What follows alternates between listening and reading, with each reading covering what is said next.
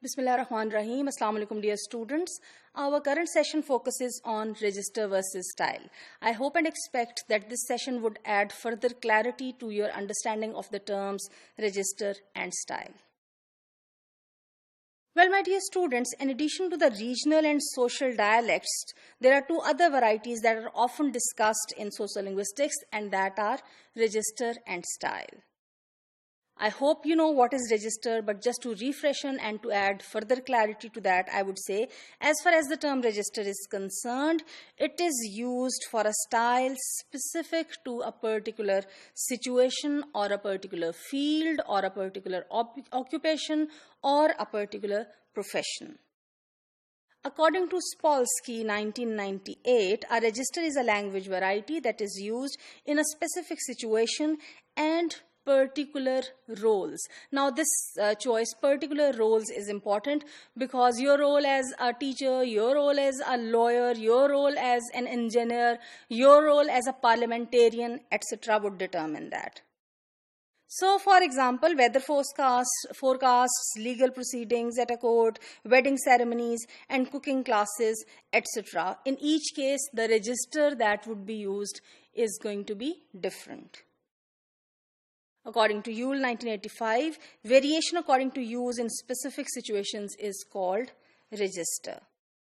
And actually the concept of register is typically concerned with variation in language that is conditioned by uses rather than the users. And in fact, this is where register is different from dialect, that is more based on, the users, the identities of the users. So register involves considerations of the situation or context of use, the purpose, why it is being used, the subject matter of the conversation, the content of the message, what is being conveyed, and what is the kind of relationship between the participants of the interlocutors of the conversation.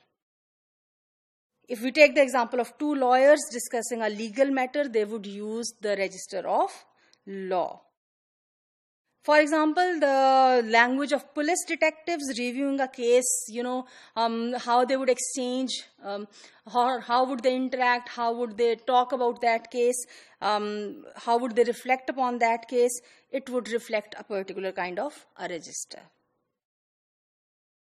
Notice this example from the register of religion. Our Lord in heaven, grant us the strength to do thy will.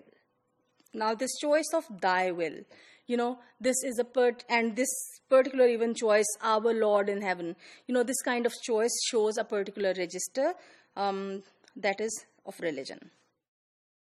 Look at another example describing flowers, for example, a bunch of fragrance. This may be suitable for a poetic register. If a poet says a bunch of fragrance, well, we would understand it means flowers. It would be suitable. But what about using this, by a scientist?